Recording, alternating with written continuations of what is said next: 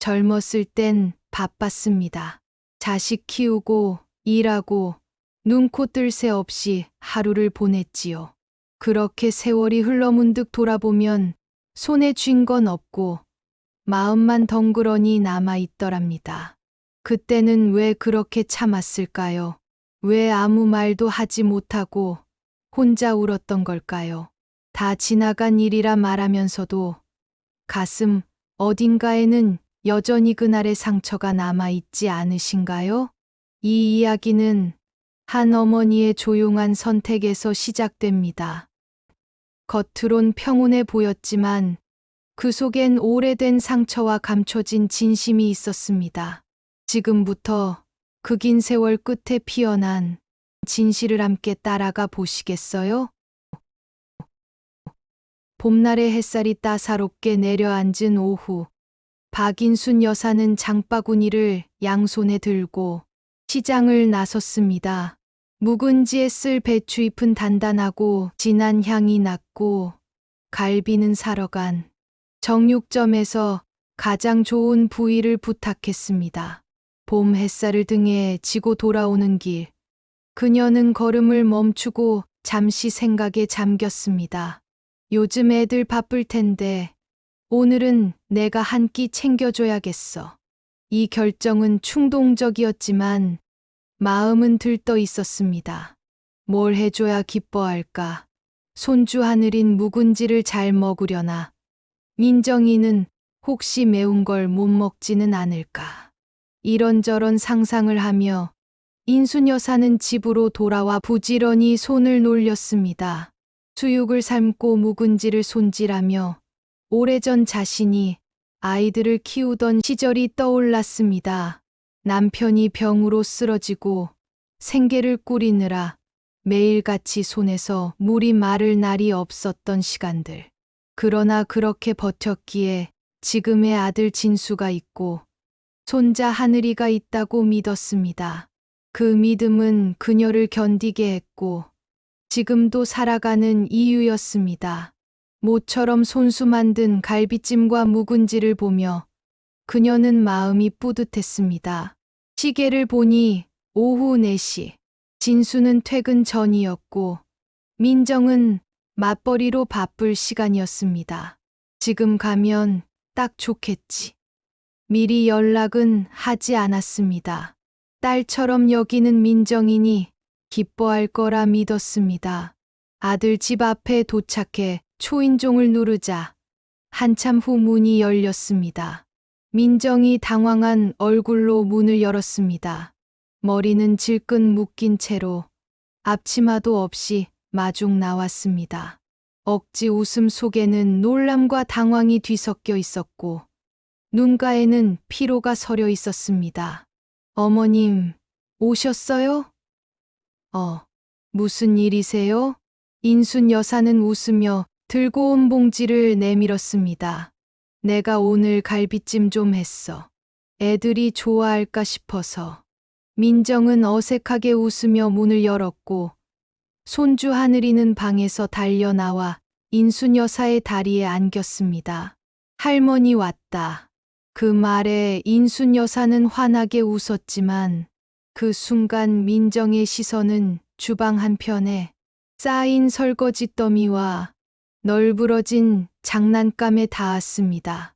인순 여사는 애써 눈치채지 못한 척 집 안으로 들어섰습니다. 잠시 뒤 진수도 퇴근 후 도착했습니다. 엄마, 갑자기 웬일이야? 그는 멋쩍은 웃음을 지으며 어깨를 으쓱했습니다. 식사 자리는 어색하게 흘러갔습니다. 민정은 밥상을 차리는 내내 자리를 비웠고 식사 중에도 별다른 대화 없이 먹기만 했습니다. 진수는 눈치를 보며 중간에서 대화를 이끌려 했지만 말은 자꾸 엇갈렸습니다. 묵은지 맛이 아주 좋아. 요즘 민정이도 이런 거 담그나? 전 그냥 마트에서 사는 게 편하더라고요. 짧고 퉁명스러운 대답. 인순 여사는 민정의 반응을 대수롭지 않게 넘기려 했지만 마음 한켠엔 벌써 작은 균열이 생기기 시작했습니다. 식사를 마치고 치우는 동안 민정은 조용히 말했습니다. 어머님, 다음엔 미리 연락 주세요. 갑자기 오시면 제가 준비를 못해서. 그 말에 인순 여사는 가슴이 철렁 내려앉았습니다. 그녀는 준비되어야만 올 수 있는 존재가 되어 있었던 것입니다. 사랑을 전하고 싶었을 뿐인데 그 사랑이 누군가에게 부담이 된다는 사실이 충격적으로 다가왔습니다. 집으로 돌아오는 길, 인순 여사는 벚꽃이 흐드러진 거리를 천천히 걸었습니다. 사람들 웃음소리, 가벼운 봄바람, 햇살의 따뜻함조차 마음에 들어오지 않았습니다. 내가 뭘 그렇게 잘못한 걸까? 자신이 만든 반찬 봉투를 들고 낑낑대던 손주 모습만 머릿속에 맴돌았습니다. 문득 아주 오래전 자신이 시어머니를 맞이하던 그날들이 떠올랐습니다. 예고 없이 들이닥치던 시어머니, 청소가 덜 된 집, 아이 울음소리, 뒤엉킨 빨래와 식탁, 그때 느꼈던 당혹감과 불편함이 지금의 민정에게도 고스란히 전해지고 있었던 걸까. 찐문을 열며 신발을 벗던 인순 여사는 문득 거울을 보았습니다. 거울 속엔 갈비찜 냄새가 밴 앞치마를 두르고 피곤한 얼굴을 한 중년 여인이 서 있었습니다. 사랑받고 싶었던 엄마가 아닌 불청객처럼 느껴졌던 자신. 환영받지 못하는 존재가 되었다는 사실이 서글펐습니다. 그날 밤 인순 여사는 조용히 된장국을 끓였습니다. 아무 말 없이 텔레비전을 보며 국을 먹고 홀로 앉아 오랜 시간 부엌 창밖을 바라보았습니다. 그 창 너머로 자식의 집에서 돌아오던 길의 공기가 다시 떠올랐습니다. 따뜻하지만 어쩐지 쓸쓸한 봄바람이 그녀의 가슴을 흔들었습니다. 며칠이 지나 다시 찾은 아들 집에서 박인순 여사는 전보다 더 조심스럽게 움직였습니다. 현관문을 열자마자 신발을 벗으며 조용히 말했습니다. 이제 좀 익숙하겠지. 그땐 갑자기 가서 놀랐나 봐. 주방에 들어가 냉장고 문을 열었습니다. 고기며 채소들이 빼곡히 들어차 있었고 반찬통 몇 개가 어지럽게 쌓여 있었습니다. 인순 여사는 무심코 반찬통을 꺼내 정리하고 한쪽엔 자신이 가져온 반찬을 가지런히 넣었습니다. 싱크대 쪽으로 시선을 돌리니 설거지거리가 수북했습니다. 손이 먼저 나갔습니다. 그러나 그 순간 민정이는 조용히 말했습니다. 어머님, 그건 제가 할게요. 인순 여사는 당황한 듯 웃었습니다. 에이, 손 많이 가는데. 괜찮아. 나는 심심해서 그래. 민정은 억지 미소를 지었지만 눈빛엔 분명 피로와 부담이 스쳐갔습니다. 그날 저녁 진수가 조심스럽게 이야기를 꺼냈습니다. 엄마, 민정이가 요즘 좀 힘들어해. 생활 패턴이 많이 바뀌었다고 해. 그 말을 들은 인순 여사는 한동안 말이 없었습니다.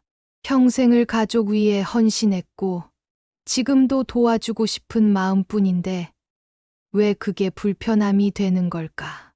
하지만 그날 밤 그녀는 오랜만에 깊은 잠에 빠지지 못했습니다. 인순 여사는 아들의 집을 자주 찾지 않기로 마음먹었습니다. 대신 반찬을 준비해 놓고 집 앞에 두고 가기로 했습니다. 제육볶음과 소고기국, 깻잎 무침과 멸치볶음까지 정성껏 만들어 보자기에 싸 넣었습니다. 작은 쪽지에는 먹고 힘내라는 짧은 말도 적었습니다. 문 앞에 반찬을 두고 돌아오는 길, 마음은 여전히 허전했습니다. 연락이 오지 않아도 이해하려고 애썼지만 다음 날 밤 진수에게서 문자가 왔습니다. 엄마, 반찬 고마운데 민정이가 요즘 심적으로 좀 예민해서 자주 오시진 않았으면 좋겠대. 그냥 전화 한번 해주시면 안 될까? 그 문자를 읽고 인순 여사는 손에 들고 있던 휴대폰을 내려놓았습니다. 무거운 돌덩이가 가슴을 짓누르는 듯한 느낌. 그녀는 자신이 뭘 그렇게 잘못했는지 이해할 수 없었습니다.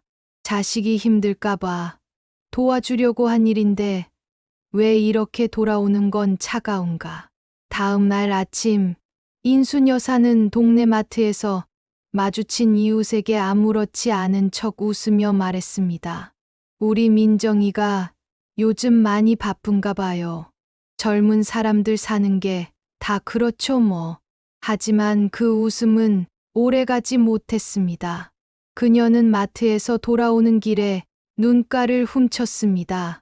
선의가 항상 환영받는 건 아니라는 걸 그제야 온몸으로 느꼈습니다. 며칠 뒤 병원 검진을 마치고 나온 인순 여사는 아들 집 근처까지 갔다가 문득 발걸음을 멈췄습니다. 그냥 얼굴만 보고 갈까 손주 보고 싶기도 하고 마음속 망설임 끝에 초인종을 눌렀습니다. 문이 열렸을 때 민정은 잠옷 차림에 헝클어진 머리로 나타났습니다.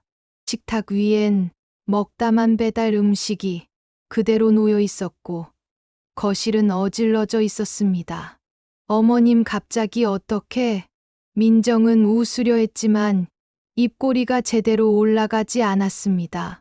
인순 여사는 애써 웃으며 말했습니다. 그냥 근처에 왔다가 하늘이 얼굴도 보고 싶고 해서. 민정은 입을 꾹 다물고 안으로 들어갔고 하늘이는 반가워하며 할머니 품에 안겼습니다. 하지만 집안 분위기는 전혀 반기지 않는 기류로 가득했습니다. 그날 밤 진수에게 전화가 왔습니다. 엄마, 다음부터는 꼭 미리 연락해줘. 민정이랑 오늘 좀 다퉜어. 그냥 애 얼굴 좀 보러 간 건데. 알아. 그런데 민정이도 사생활이 있고 준비가 필요한 사람이야. 엄마가 갑자기 오면 좀 부담스러워해. 그 말을 듣고 인순 여사는 가만히 창밖을 바라보았습니다. 이제는 손주 얼굴조차 보고 싶다고 함부로 갈 수 없는 세상이 되어버렸습니다. 자식의 집은 그들의 생활이 깃든 공간. 예고 없이 들이닥치는 건 그 평온을 깨뜨리는 일일 수 있다는 걸 그제야 깨달았습니다. 그녀는 자신의 마음보다 그 집의 공기가 얼마나 조심스러운지를 비로소 알게 되었습니다. 인순 여사는 이제 미리 연락을 하고 나서야 아들 집을 방문했습니다. 예전처럼 갑자기 찾아가는 일은 없었습니다. 어느 날 며느리 민정에게 전화를 걸어 조심스럽게 물었습니다. 민정아, 혹시 이번 주말에 시간 괜찮니? 하늘이도 보고 싶고 갈비찜 좀 해서 가볼까 해서. 그리고 들려온 목소리는 부드럽지만 거리감이 느껴졌습니다. 아, 어머님, 이번 주말엔 하늘이 학원 일정이 있어서 좀 바쁠 것 같아요. 다음에 시간이 좀 더 여유로울 때 연락드릴게요. 통화를 끊고 난 뒤 인순 여사는 손에 들고 있던 휴대폰을 무겁게 내려놓았습니다. 그 목소리에서 느껴진 건 거절보다는 피로에 가까운 감정이었습니다.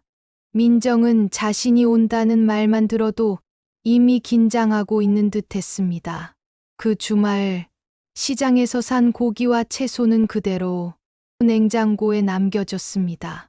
손주에게 주려던 새 장난감도 거실 한켠에 포장도 뜯지 않은 채 놓여 있었습니다. 그리고 그날 밤 손주 하늘이에게서 전화가 왔습니다. 할머니, 또 오시는 날이야? 엄마가 아침부터 청소하고 있었어. 하늘이의 순수한 말은 인순 여사의 가슴을 꿰뚫는 화살이 되었습니다.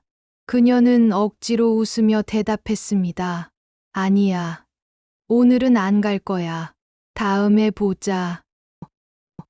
예고하고 가는 방문도 사실은 또 다른 부담이 될 수 있음을 그제야 뼈저리게 깨달았습니다. 자신이 온다는 사실 하나만으로도 누군가는 온종일 긴장을 해야 한다는 것. 그것이 진정 원하는 관계는 아니었습니다. 그 후로 인순 여사는 말수를 줄였습니다. 통화 중에도 예전처럼 아이 키우는 법이나 생활 습관에 대해 조언하지 않으려 애썼습니다.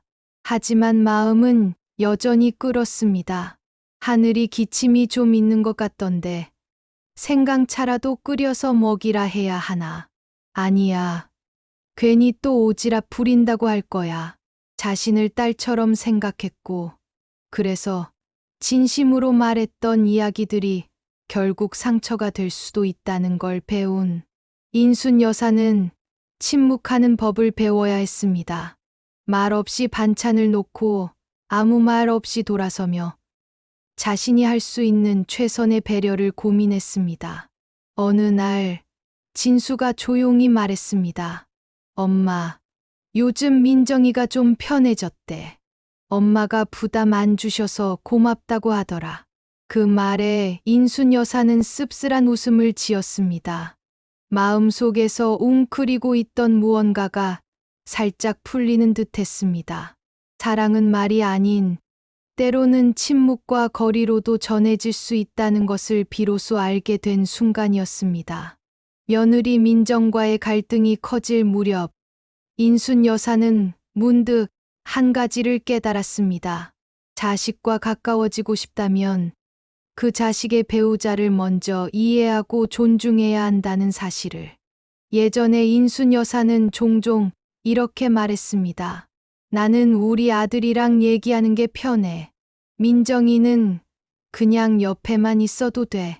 그 말은 민정에게 깊은 상처가 되었다는 것을 진수의 한마디를 통해 알게 되었습니다. 엄마, 민정이가 엄마가 자기를 안 받아들인다고 느껴.